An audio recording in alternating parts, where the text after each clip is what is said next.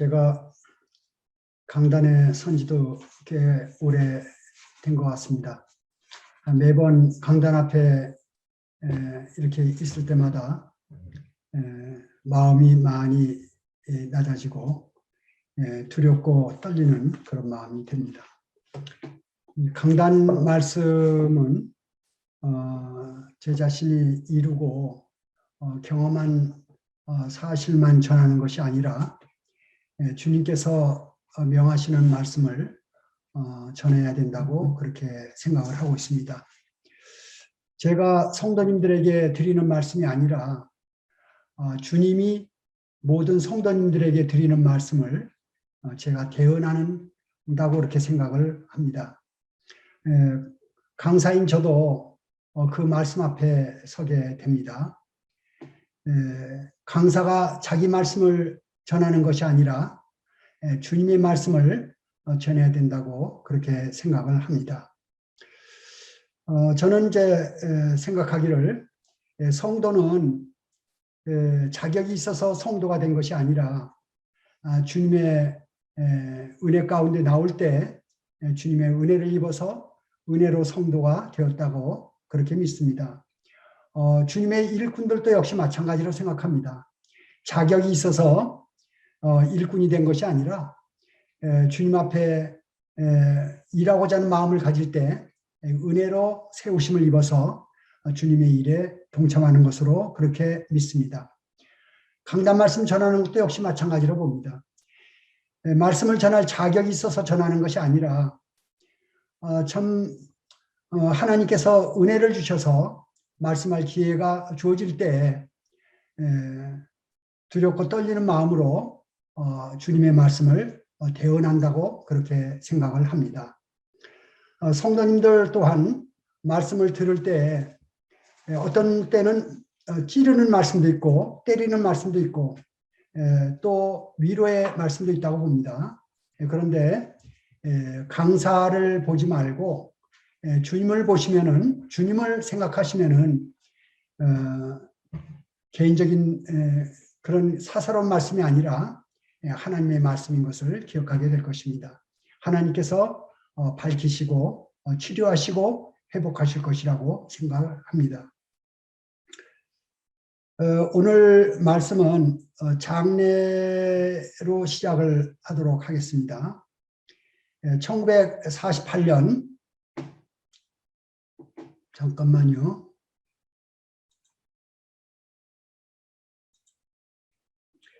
예, 1948년 암스테르담에서 세계 교회 협의회가 열렸습니다. 모임이 있었죠. 개회 예배를 장례식 행사로 시작을 했습니다. 제단에 이제 관이 놓이고 모든 사람이 줄을 지어 나와서 그 서양 풍속대로 이제 관을 만지면서 환송식을 하게 됩니다. 근데 그 관 안에 거울이 있었어요.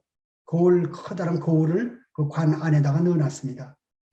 줄줄이 쭉 와서 자기 차례가 되면은 이제 그 관을 잡고 관 안을 들여다보면은 거기에 누가 얼굴이 비치겠죠.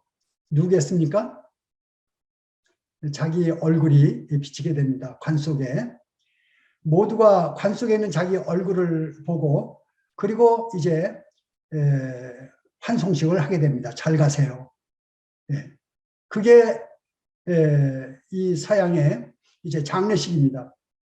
그래서 그 세계 교회 협의회 모임을 이와 같은 장례식으로 시작을 한 적이 있었다고 합니다. 그리스도인의 시작은 무엇입니까? 십자가 아닙니까? 저는 그렇게 생각을 합니다. 그리스도인의 삶의 시작은 십자가라고 생각을 합니다. 십자가를 우리가 쳐다볼 때 먼저 떠오르는 이미지가 예수 그리스도의 죽으심입니다. 그 예수 그리스도의 죽으심을 생각할 때 그걸로 끝나는 것이 아니라 내가 죽은 것을 보게 되죠. 예수님이 십자가 죽으신 것, 그것으로 끝나는 것이 아니고 그 십자가에 내가 죽은 것을 기억하게 됩니다. 그리고 그것을 인정할 때 부활의 생명이 들어오게 되죠. 나는 죽고 그리스도께서 사시는 이제 갈라디아서 2장 20절의 말씀이 마음속에 들어오게 됩니다. 오늘 본문 말씀을 같이 좀 읽겠습니다. 고린도 후서 6장 6절로 9절까지 본문을 찾으셔서 고린도 후서 6장 6절입니다.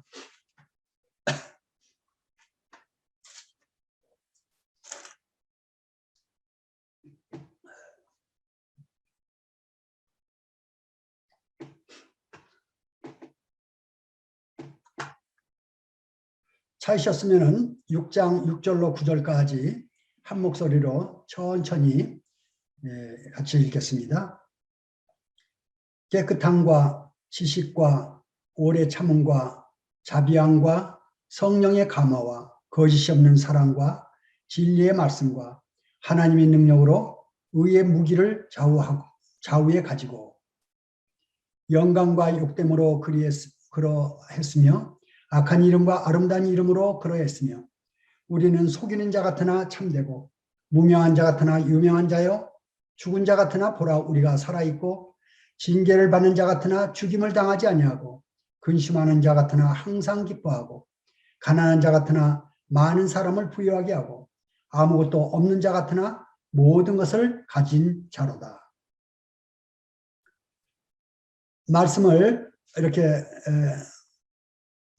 읽으니까 좋죠. 이 얼마나 좋은 말씀입니까? 본문을 보게 되면은 고린도 후서 6장 6절로 9절까지 두 부분으로 이렇게 나눠집니다. 앞부분은 그리스도의 본질, 그리스도인의 본질 8가지가 나옵니다. 그리고 뒷부분은 그리스도인의 삶의 모습을 9가지로 이렇게 표현해 주고 있습니다. 그래서 이 짤막한 그 말씀 안에 아주 광대한 엄청난 분량의 말씀이 들어가 있는 것을 보게 됩니다. 내용이 상당히 많기 때문에 오늘 아주 작은 부분, 전반부의 작은 부분만 말씀을 교제하도록 하겠습니다. 오늘 말씀의 제목은 그리스도인의 본질입니다. 그리스도인이 뭐냐? 그 정체성이 뭐냐? 이 본질에 대해서 조금 다루도록 하겠습니다. 먼저 처음 시작하는 것이 깨끗함이 나옵니다. 깨끗함으로 시작하죠. 성도의 본질은 깨끗함으로 시작을 합니다. 이제 죄에서 구원을 받게 되죠. 구원받을 때 그리스도인이라고 합니다. 타고난 죄성이 있고요. 온갖 죄의 열매가 열립니다. 복음을 듣고 이제 죄가 물러가게 되죠. 마음에 죄가 있으면은 그리스도인이라고 할 수가 없어요. 마음에서 죄가 물러갈 때 그리스도인입니다. 그래서 이제 성도가 되었을 때 십자가의 그 내용이 우리 마음에 알려지면서 우리 마음의 죄를 몰아내게 됩니다. 심령이 깨끗하게 되는 거죠. 그 평화와 기쁨이 찾아오게 됩니다. 이 성령님께서 하시는 일이에요. 그건 우리가 할 수 없는 일입니다. 주님께서 우리 마음 가운데 오셔서 믿음을 주시고 죄를 몰아내게 됩니다. 그러면서 심령이 이제 깨끗하게 이루어지게 되죠. 그 요한복음 3장 그 8절 말씀 보게 되면은 바람이 임의를 불매 내가 그 소리를 들어도 어디서 와서 어디로 가는지 알지 못하나니 성령으로 난 사람도 다 그러하니라. 바람의 움직임을 우리가 종잡을 수 없지만은 성령님께서 하시는 일도 그렇다는 것이에요. 성령님이 우리 마음 가운데 들어오시게 되면은 어디서 바람이 와서 어디로 가는지 알지 못하지만은 그 성령님의 역사도 그와 같이 우리 가운데 역사하고 있다는 것을 보여주게 됩니다. 그 성령님이 우리 안에 찾아오셔서 우리 마음 가운데 믿음을 주시고 마음의 평화를 허락해 주시게 되는 것입니다. 그러니까 우리 심령이 깨끗하게 되는 거죠. 이것이 성도의 본질, 그리스도인의 본질이라고 봅니다. 이제 더러운 죄에서 정결케 되고 주님의 임재를 이제 나타내게 됩니다. 에베소 5장 26절 말씀을 읽어드리겠습니다. 이는 곧 물로 씻어 말씀으로 깨끗하게 하사 거룩하게 하시고 그랬습니다. 우리 마음 가운데 이제 깨끗하게 된 심령, 거룩하게 된 심령을 소유하게 되는데 이것이 그리스도인의 시작이다라고 이제 보겠습니다. 성도의 삶은 어떻느냐? 역시 깨끗한 것입니다. 은혜로 시작해서 은혜로 사는 것이 성도의 삶인데 깨끗함으로 시작해서 성도의 삶이 깨끗하게 유지가 되어야 한다는 것입니다. 그래서 깨끗할 때 주님께서 쓰실 수가 있는 거죠. 더러운 그릇이 되면 주님께서 사용하실 수 없다는 것입니다. 그런데 이 세상은 죄악 세상입니다. 나가서 돌아다니게 되면 온갖 먼지, 온갖 때가 또 묻게 됩니다. 그래서 이제 물두멍이라는 것이 나오죠. 물두멍 앞에 가가지고 우리 손과 발을 씻고 그리고 성소에 들어가게 됩니다. 청결 유지가 필요한 것을 알게 되죠. 어떻게 오늘날 씻게 됩니까? 옛날에는 물두멍 안에 잿물이 들어가 있었어요. 그 잿물은 암송아지, 붉은 암송아지를 태워가지고 우슬초와 더불어 태워가지고 그 넣는 것입니다. 이 오늘날은 그 잿물 역할을 하는 것이 하나님의 말씀입니다. 하나님의 말씀으로 우리의 손과 발을 씻고 우리 마음을 정결케 하는 것이죠. 디모데후서 2장 21절에 이런 말씀이 있죠. 그러므로 누구든지 이런 것에서 자기를 깨끗하게 하면 귀 쓰는 그릇이 되어 거룩하고 주인의 쓰심에 합당하며 모든 선한 일에 준비함이 되려. 예. 그래서 우리가 이제 주님께 쓰임 받게 되려고 그러면은 깨끗한 그릇으로 간직이 되어야 된다는 것입니다. 우리가 그릇을 사용하려고 할 때 그릇이 무엇이 묻어 있으면은 옆으로 제쳐놓고 다른 그릇을 쓰게 됩니다. 우리 자신이 쓰임받을 그때가 왔는데 우리 자신이 깨끗하지가 못하면 주님께서 쓰실 수가 없다는 것을 알게 됩니다. 요한일서 3장 3절에 또 이런 말씀이 있죠. 주를 향하여 이 소망을 가진 자마다 그의 깨끗하심과 같이 자기를 깨끗하게 하느니라. 그랬습니다. 그래서 늘 자기의 심령을 깨끗하게 간직하는 이것이 필요하다 하는 것을 보게 됩니다. 그런데 이 깨끗하게 되는 것이 이제 자기 노력으로 되느냐 하는 것입니다. 내가 힘쓰고 애써야 되느냐 하는 것입니다. 우리가 구원받을 때 힘쓰고 애써서 구원받은 게 아니에요. 은혜로 받은 것입니다. 우리의 삶도 애쓰고 물론 애쓰고 힘써야 될 부분이 있어요. 예, 그렇지만은 애쓰고 힘쓴다고 우리가 정결하게 되느냐? 아니라는 것입니다. 구원받을 때 십자가를 통과하면서 구원받고 삶에서도 역시 십자가입니다. 원리가 같아요. 그래서 십자가에 나가면 어떻게 됩니까? 내 자신이 죽었구나. 우리 주님이 돌아가실 때 내 자신이 죽은 것을 인정하게 됩니다. 마찬가지로 우리 삶 가운데 이제 십자가를 적용하는 것입니다. 사도 바울이 그랬죠. 내가 매일 죽노라. 내가 매일 죽는 것입니다. 내가 죽을 때 그때 주님이 등장하시면서 부활의 생명이 나타납니다. 그때 정결한 것을 맛보게 되죠. 그래서 내 노력이나 내 생각으로 나를 정결케 하는 것이 아니라 매번 십자가 앞에 나갈 때 내가 정결하게 된다 하는 것을 마음에 우리가 간직을 해야 될 줄로 압니다. 이제 우리가 깨끗한 그런 청결을 유지할 때 우리 심령에 평화가 있고 그리고 기쁨이 있고 담대함이 있습니다. 담대함이 있죠. 성령께서 우리로 하여금 담대하게 만듭니다. 자유로운 심령을 만들어요. 그래서 장애가 없어요. 거리끼는 게 없습니다. 그런데 이제 그 자유함으로 함부로 행동하게 되면은 주위에 있는 사람들에게 어려움을 끼치게 됩니다. 그래서 갈라디아서 3장 13절 말씀에 이런 말씀이 있습니다. 형제들아 너희가 자유를 위하여 부르심을 입었으나 그러나 그 자유로 육체의 기회를 삼지 말고 오직 사랑으로 서로 종로를 타라.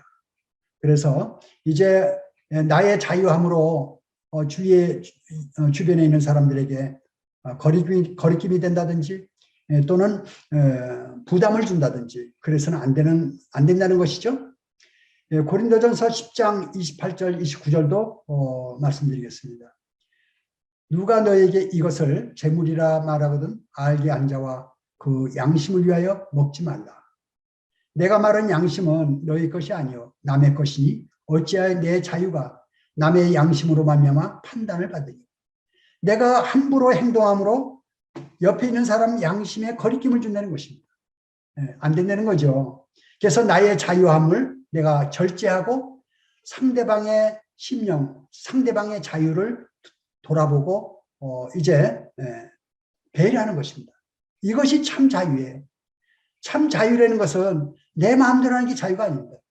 다른 분들을 배려하고 다른 분들에게 관용을 나타내는 이것이 바로 참 자유인 것이고요. 성령님께서 그런 마음을 주셔서 이제 성숙한 그리스도인으로 내가 이 말을 할 때 다른 성도님들에게 어떤 영향이 미칠지, 내가 시간을 많이 사용함으로 다른 성도님들이 피해를 보지 않을까, 또 내가 함부로 행동함으로 내 옆에 있는 사람에게 어려움이 되지 않을까, 이런 것들을 생각하시고 우리가 마음 가운데 이제 조심하는 그런 것이 바로 이제 성숙한 그리스도인으로 되는 것으로 보입니다.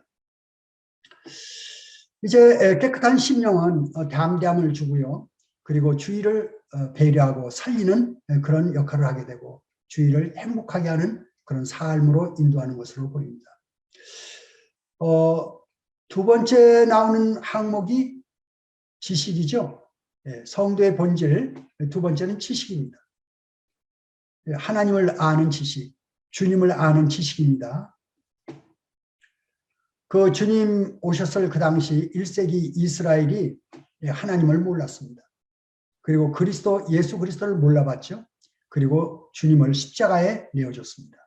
2000년 동안 징벌을 받게 되었죠. 호세아 4장 6절에 그런 말씀이 있죠. 내 백성이 지식이 없으므로 망하는도다. 내가 지식을 버렸으니 나도 너를 버려 제사장이 되지 못하게 할 것이요. 내가 내 하나님의 율법을 잊었으니 나도 내 자녀들을 잊어버리리라. 호세아 6장 3절도 말씀을 드리겠습니다. 그러므로 우리가 여호와를 알자. 힘써 여호와를 알자. 그의 나타내심은 새벽빛 같이 어김이 없나니 비와 같이 땅을 적시는 늦은 비와 같이 우리에게 임하시리라 하니라. 또 호세아 6장 6절에요. 나는 인애를 원하고 제사를 원하지 아니하며 번제보다 하나님 아는 것을 원하노라. 그 당시에 이스라엘 바리새인들 제사장들이 참 이 제사 지내고 또 양 잡고 소 잡고 또 안식을 지키고 율법을 지키고 그런 건 열심히 했지만은 하나님의 그 본심을 알지 못해서 놓쳤습니다. 우리가 예배당에 모이고 또 우리가 서로 교제하고 이런다 할지라도 우리가 이제 이 마음 가운데 주님을 알지 못하면 주님의 사랑과 주님의 은혜를 알지 못하면 우리의 삶이 주님과 멀어지는 것을 우리가 생각하게 됩니다. 신약계에 와서도 역시 마찬가지죠. 그리스도를 아는 지식, 골로새 2장 2절 3절에 보게 되면요. 이는 그들로 마음의 위안을 받고 사랑 안에서 연합하여 확실한 이해의 모든 풍성함과 하나님의 비밀인 그리스도를 깨닫게 하려 함이니 그 안에는 지혜와 지식의 모든 보화가 감춰져 있느니라. 우리 주님 안에 이제 보화가 가득 있다는 것이죠. 그래서 주님을 알아갈수록 은혜의 삶을 살게 된다는 것이죠. 그래서 주님을 알므로 구원을 받게 되고 은혜와 평강이 임하게 되고 또 풍성한 그런 삶으로 이어져 가게 됩니다. 주님을 아는 그 지식 가운데 이제 우리는 주님의 그 삶을 배우게 됩니다. 제가 전에도 말씀을 교제한 적이 있습니다만은 주님은 이 땅에 오셨을 때 오늘 예배 시간에도 나왔습니다. 볼품이 없는 초라한 모습으로 이 땅에 오셨습니다. 그래서 흠모할 만한 것이 없다고 그랬어요. 그렇지만 우리 주님 안에는 신성이 가득하다고 그랬습니다. 그거는 뭐와 같냐면은 성막의 그 성막과 성막이 잘 나타내주고 있죠. 성막의 겉에 부분은 물개 가죽으로 되어 있습니다. 물개 가죽은 뭡니까? 아주 두툼하고 그리고 이 광야 생활하는데 아주 필요한 것입니다. 광야에서는 어때요? 햇빛이 종일 내립니다. 어떤 때는 비바람이 몰아쳐요. 어떤 때는 막 폭풍이 몰아칩니다. 그런 것을 견뎌내는 것이 바로 이 물개 가죽인 것입니다. 우리의 주님은 이제 이 땅에 오셨을 때 바리새인들이 참 아주 날카로운 그런 그 질문들을 하고, 또 제사장들이 또 우리 주님을 모함하고, 또 로마 병정들이 우리 주님을 대하했을 때 무덤덤하게 의연하게 그런 것들 대처해 나갔던 걸 볼 수가 있죠. 우리가 이 세상에 사는 동안에는 주님의 이 세상을 대하는 그 방법을 우리가 배우게 됩니다. 그래서 세상에 대해서 이제 우리가 물개 가죽으로 대하는 것입니다. 어떻게 그렇게 됩니까? 그래서 거기 나오는 것이 거의 또 십자가입니다. 십자가를 통과한 자들은 죽은 자들이죠. 죽은 자들은 죽었다는 것은 반응을 안 하는 것입니다. 그래서 세상의 그 죄악들이라든지 세상 것에 대해서 반응을 안 하는 것이 바로 이 물개 가죽이다 하는 것을 생각하게 되고요. 그리고 이제 이 성막에 보게 되면 안쪽으로 맨 4가지 것으로 되어 있는데 맨 안쪽은 세마포로 되어 있죠. 그래서 그 배실과 청색실, 자색실, 이제 홍색실 이렇게 되어 있습니다. 그것은 수로 놓아져 있죠. 거기에 그 그룹들이 수원화져 있고, 그리고 성막 그 안에는 이제 기구들이 있습니다. 금촛대와 떡상과 향단이 있는데 그 안에 이제 금으로 되어 있습니다. 그래서 그 촛불에서 나오는 그 불빛은 그 성막 안을 이제 금빛으로 가득 차게 합니다. 신비로운 우리 주님의 신성을 보여준다고 보겠습니다. 그래서 우리가 이제 신앙생활 하는데 어떻습니까?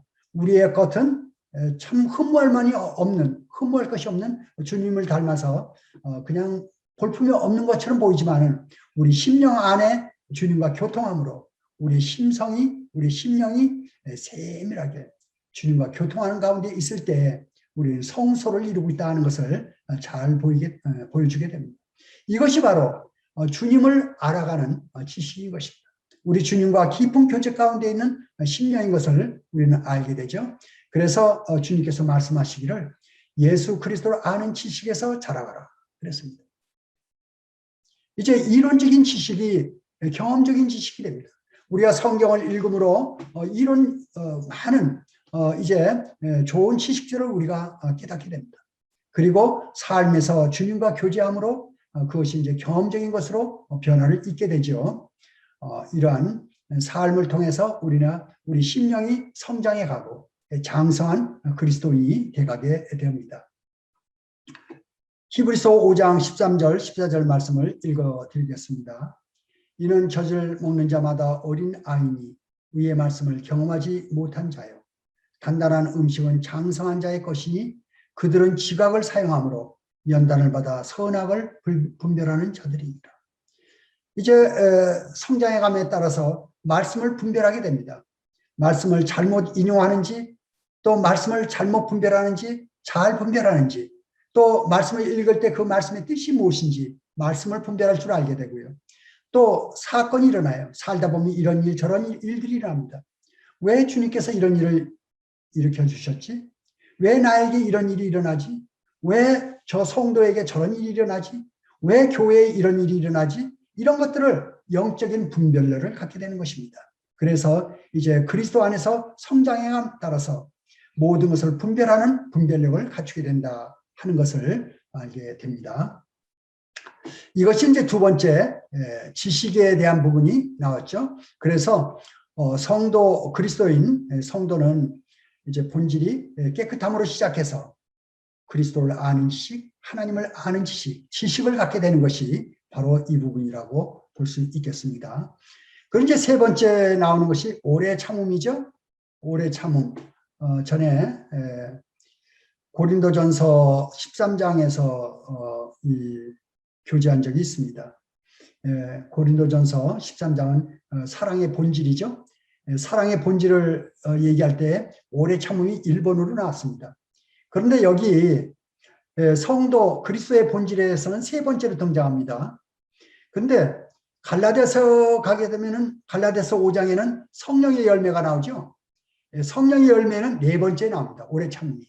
이 오래 참음이 성도의 이 특성 가운데 아주 중요한 부분이기 때문에 여기에도 나오고 저기에도 나오고 또 다른 데도 나오고 이와 같이 성도의 본질 가운데 오래 참음이 얼마나 중요한가 하는 것을 생각해 보게 됩니다. 이제 그 성경 말씀 가운데 오래 참음이라는 단어를 대하게 되면 처음 연결되는 것이 농부입니다. 농부는 오래 참고 이렇게 됩니다. 아담이 타락한 후에 이제 주님께서 말씀하시게 됩니다. 이마에 땀이 흘려야 땅의 소산을 먹을 것이요. 이렇게 말씀합니다. 그래서 인생들의 처음 시발점이 농부로 시작하는 것이 보여요. 농부.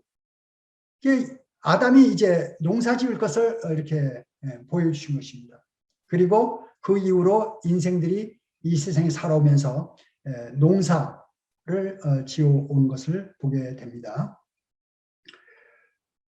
저는 이제 농사를 지어보지를 않아가지고 잘 알지는 못하는데 집 옆에 조그만 텃밭이 있어가지고 그걸 해보면서 뭐 한다고 볼 수도 없지만 저희 자매하는 것 이제 거들다 보니까 이게 아주 어려운 일이구나 하는 것을 느끼게 됩니다. 이제 씨를 뿌리기 전에 그 토양을 갈고 그리고 이제 거기에다 증토를 합니다. 이 거름을 주게 되죠. 그 밭을 일구는 것이죠. 그리고 이제 조금 놔뒀다가 씨를 뿌리게 됩니다. 씨를 뿌릴 때 물도 주고요. 그리고 이제 좀 자풀 나면 자풀도 이렇게 제거해주고, 그리고 이제 시기를 이렇게 시간이 가면은 거기서 싹이 이렇게 올라옵니다. 싹이 올라가지고 열매를 맺는 것을 보게 됩니다. 농사하는 그 이야기가 있는데요. 야고보서 5장 7절에 그런 말씀이 있습니다. 그러므로 형제들아 주께서 강림하시기까지 길이 참으라. 보라 농부가 땅에서 나는 귀한 열매를 바라고 길이 참아 이른 비와 늦은 비를 기다리나니. 여기에 길이 참아 했습니다. 오래 참는 거죠. 그래서 열매는 오래 참아야 열매가 열린다는 것입니다. 저는 이제 이 성경 가운데 오래 참는 이야기가 참 많이 나와요. 모세가 40살이 되었을 때 자기 백성을 돌아볼 생각이 나서 이제 나서게 됩니다. 근데 그때는 때가 아니었는가 봅니다. 주님께서 40년을 늦추게 되죠. 40년을.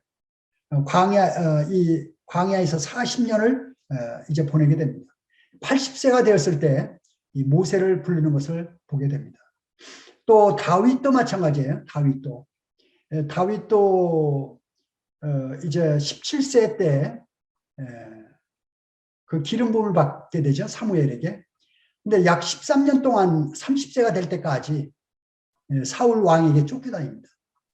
그 13년 동안 산으로 들로 쫓겨다니는 그 다윗의 삶은 참 고된 삶이었습니다. 참 오랜 기간 동안 왕으로 채용을 받은 게 17살이에요.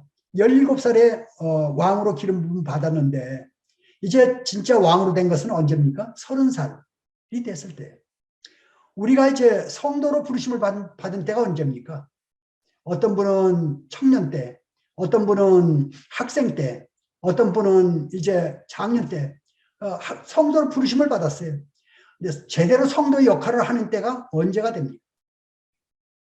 성도님들 지금 어떤 성도의 삶을 제대로 살고 있습니까? 성도의 삶을 산다는 건 뭡니까? 주님과 함께하는 거 아닙니까? 주님의 음성을 듣고 주님 말씀에 순종하고 주님과 교제하고 뭐 많은 일을 하는 그것이 아니라 주님과 이렇게 아주 가까운 삶을 사는 것, 이것이 신앙이라고 봅니다. 그게 이제 시작이죠. 그런 삶을 살 때 겉으로 열매들이 드러나겠죠. 겉으로 열매들이 드러나겠죠.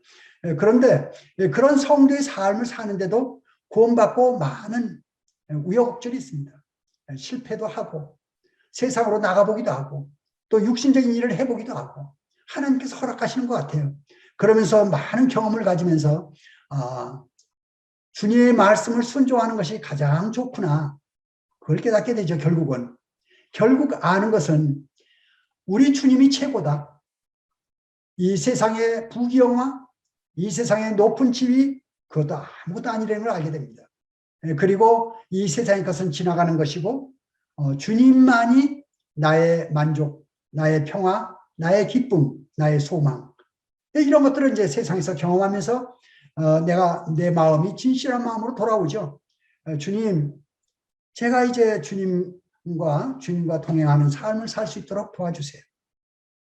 이 마음 깊은 곳에서 주님께 돌아오는 그런 그 삶이 시작될 때 성도의 삶이 제대로 이루어지는 거 아닙니까? 그때 이제 삶은 겉으로 나타내는 것이 아니라 물론 그것도 삶이죠. 우리 마음속에서 시작되는 것이라고 봅니다. 그런 삶이 우리 마음에서 시작할 때 주님이 보시게 되죠. 그런데 그런 삶이 이루어지기까지 물론 중간중간 이루어져요. 그것도. 그래가면서 또 세상에 또 나가기도 하고 육신적인 일을 하기도 하고 또 주님께 쓰임받기도 하고 그러면서 점차 주님과 더 가깝게 주님께로 더 가깝게 이렇게 오게 되죠.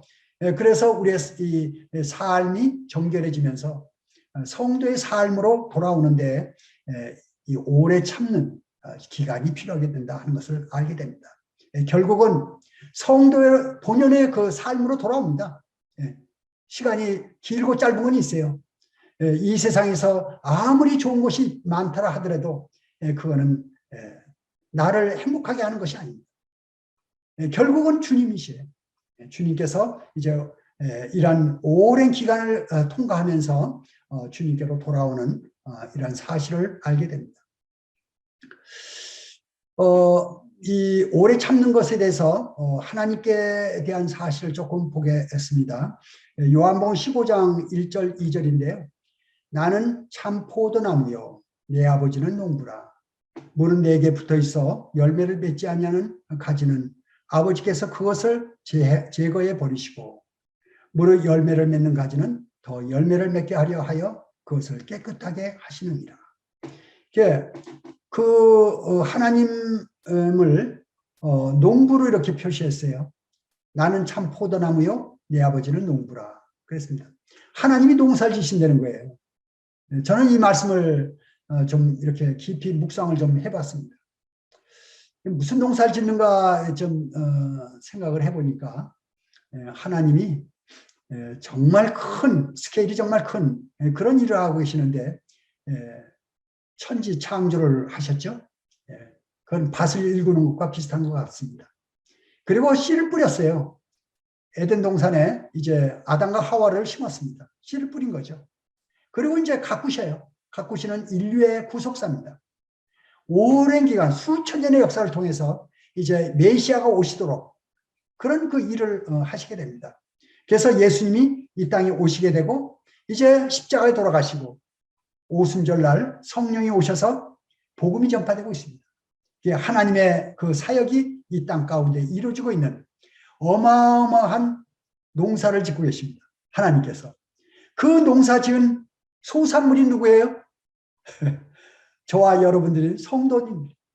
성도가 바로 열매예요.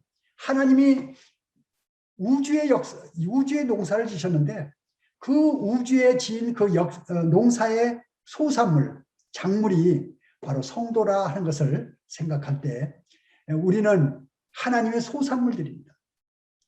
하나님 믿을 수 없는 세상인데 하나님께서 믿게 해주셔서 하나님 믿는 거예요. 그리고 하나님 말씀 들을 수 없는 사람들인데 하나님 말씀을 듣게 해서 하나님 말씀 듣고 있는 거예요. 누가 하나님 말씀 들을 수가 있어요? 하나님 말씀 들을 수 있는 귀들이 없기 때문에 못 듣습니다. 들어도 듣지 못한다고 그랬어요. 보아도 보지 못한다고 그랬고요. 그런데 우리가 이제 하나님 말씀을 듣고 보는 그런 자들이 된 것은 바로 하나님의 소산물이 되었기 때문이다 하는 그러한 것을 보게 됩니다. 그런데 이 하나님께서 오래 참으셨다. 하나님만큼 오래 참으시는 분이 없어요.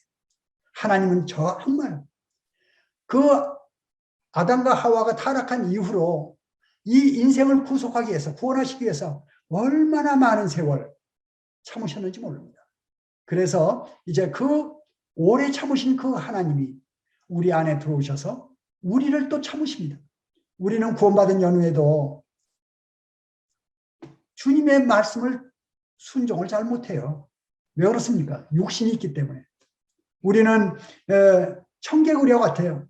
얘야 오늘은 산으로 가라 그러면 예 저는 바다로 가겠습니다 그러고요. 야 너 오늘은 바다로 좀 가봐라 그러면 예 저는 오늘 산으로 가겠습니다. 이 청개구리가 그런 거 아닙니까? 우리가 그런 사람들이에요. 어쩔 수가 없어요. 육이 온 몸이 다 육이에요. 우리는. 그래서 하나님 말씀을 순종할 수가 없어요. 그런데 하나님께서 바다로 가라는데 산으로 가가지고 산에 가서 굴러 떨어져 가지고 한참 고생하고 또 오늘은 산으로 가라 했더니 바다에 가가지고 고생을 또 엄청 하고 하나님 말씀을 순종 안 함으로 많은 고생을 하고 난 다음에 아 하나님 말씀 듣는 게 좋구나 이걸 깨닫는 거예요. 그래서 하나님 말씀을 들을 때 복이 되는구나. 하나님 말씀을 들으니까 나한테 복이 오는구나. 이걸 아는 거예요 이제. 그럴 때 우리 마음 가운데서 하나님 말씀을 듣기를 힘쓰고 하나님 말씀을 순종하려고 힘쓰고 그런 거 아닙니까? 예. 그래서 이제 우리가 하나님 말씀을 듣고 순종해 나갈 때 성도의 삶을 살게 되는 거 아닙니까? 이게 성도의 본질이에요. 예. 성도가 이렇게 되는 것입니다. 그래서 하나님께서는 우리를 오래 참으시죠. 정말 오래 참아주십니다. 예. 우리는 이제 그 하나님의 이제 성품을 받아서 우리도 이제 참는 걸 배우는 거예요. 우리 옆에 성도가 참 마음에 안 드는 성도가 있어요. 그거 다 알면서도 어떻습니까? 이제 하나님이 우리 주님이 그렇게 우리를 오래 참아주셨는데 1만 달란트를 탕감해 주셨는데 100다나리온을 우리가 탕감을 못해줘? 이렇게 되는 것이에요. 예. 그래서 우리가 참아주는 겁니다. 이제 예. 옆에 있는 지체들을 참아주고 옆에 있는 성도를 참아주고 구도자들 정말 어렵게 하는 구도자를 참아주고 그 길이 참아주는 겁니다. 그때 이제 성도가 참을 만큼 참을 때 하나님께서 일하십니다. 하나님께서 일하셔야 돼요. 우리 힘이 없어요. 모세가 80이 돼가지고 이제 이스라엘 구출하러 갔는데 이스라엘 민족이 모세 말 듣습니까? 안 들어요. 모세가 문제가 생길 때마다 하나님 앞에 엎드렸어요. 제가 주님 안에 들어와가지고 배운 게 그겁니다. 제가 할 수 있는 일이 없더라고요. 제가 성도님들 이렇게 뭔가 좋은 얘기 한다고 했는데 그게 좋은 얘기가 아니더라고요. 예, 일만 그르칠 때가 많았어요. 성도를 어렵게 할 때가 많았어요. 그런데 주님께서 일하시더라고요. 주님께서 회복시키시고 주님께서 고치시고 하나님이 일하시면요 아주 완전하게 하십니다. 그래서 내 개인적으로나 우리의 가정적으로나 교회적으로나 이제는 우리가 어떻게 해야 됩니까? 기다리면서 주님께 기도하고 주님이 역사하시도록 우리가 나아가야 되겠죠. 여기에 오래 참음이 필요하다 하는 것을 알게 됩니다. 이제 주님께서 이 땅에 오셔서 우리 주님의 그 바리새인들 제사장들 참 그 죄성을 가진 위선적인 것 그런 것들을 우리가 보잖아요. 우리도 세상에 살면서 위선적인 것을 많이 대합니다. 어떤 심지어는 성도 가운데서도 보게 되고 어떤 경우에는 심한 경우에 내 자신도 그런 걸 내 스스로가 보게 됩니다. 위선적인 것을. 그런 걸 볼 때 어떻게 돼? 나는 할 수 없는 자다. 그래서 십자가에 나가는 것입니다. 그럴 때마다 십자가에 내어줘야 돼. 나는 죽고 그리스도가 살아나야 신앙생활은 시작이 십자가고 그리고 삶의 순간순간이 십자가입니다. 내가 내 자신을 십자가에 내어줄 때 내가 날마다 죽노라 그랬어요. 넘겨줄 때 부활의 생명이 일어나는데 그것이 바로 주님의 생명입니다. 주님의 생명이 드러날 때 그때 이제 참 만족이 있고 평화가 있습니다. 그래서 주님이 일하시는 것 가운데 주님의 영광을 다 같이 보게 되는 것이죠. 이것이 성도의 본질이다. 본질적인 삶이다 하는 것을 우리가 알게 됩니다. 그래서 이제 우리의 삶은 우리가 이루는 것이 아니에요. 주님이 찾아오셔서 구원받게 하시고 삶 가운데서도 우리의 삶을 주님께서 인도하십니다.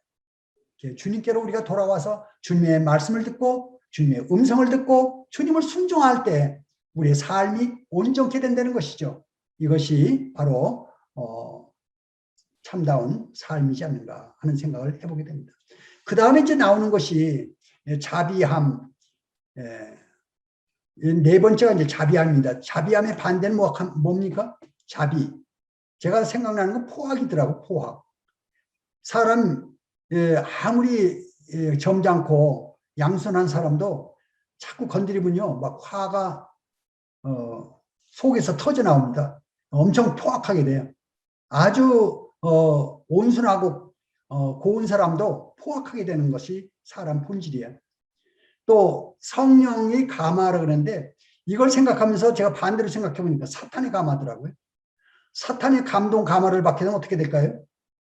예. 그래서 이 세상은 사탄의 감동을 받은 사람들의 영호골들. 저는 영호골이 참 좋았어요. 그 전에 구원받기 전에. 그런데 이 세상의 영호골들은 어떤 사람들이 수많은 사람 죽인 사람들이 막 몇십만 명씩을 죽였어요. 전쟁 일으켜가지고. 영호골들이 사탄의 감동을 받은 사람들이, 영호골들이. 또 거짓 없는 사랑이 나오죠. 거짓 없는 사랑. 근데 세상이 어떻습니까? 거짓 사랑이 가득하죠. 거짓 사랑. 또 진리의 말씀이라고 그러는데요. 그 다음에 진리의 말씀 반대가 뭡니까? 거짓 말씀이에요. 진화론, 윤회론, 뭐 죽으면 소가 됐다가 그 다음에 뭐 사람이 되고 그 다음에 뭐가 되고 이게 전부 다 거짓말이에요. 철학, 철학 해답이 없어요. 읽어봐도 골치만 아파요. 이 거짓 말씀입니다. 하나님의 능력, 하나님의 능력 많으시죠. 근데 반대는 사탄의 능력이에요. 사탄도 능력이 있습니다. 사탄의 능력. 이러한 것들이 바로 이제 여기 나오는 내용들인데 자비함과 성령의 감화와 거짓이 없는 사랑과 진리의 말씀과 하나님의 능력으로 의의 무기를 좌우에 가지고 그래서 이 8가지가 의의 무기예요. 의의 무기입니다. 이런 것들이. 그래서 이 성도의 본질은 바로 이러한 것들이 주어진다 하는 것을 보게 됩니다. 결론적으로 그리스도인의 본질은 이제 우리 자신이 부인되고 주님께서 일하시는 그것이 본질이다. 내 자아를 십자가에 내어주고 부활의 주님께서 역사하시는 것. 그때 깨끗함이 있고 지식이 있고 인내가 있고 주님의 역사가 있고 그래서 이 성도의 삶은 내 마음대로 사는 것이 아니라 주님 내 안에 십자가에 넘겨주고 주님이 내 안에서 사실 때 주님께서 내 안에 역사하실 때 그것을 따라 내가 한 발자국 한 발자국 주님과 같이 나가는 것 이것이 바로 그리스도인 삶의 본질이다. 또 그리스도인의 본질이다 하는 것을 말씀을 드립니다. 이것으로 말씀을 마치겠습니다. 감사합니다.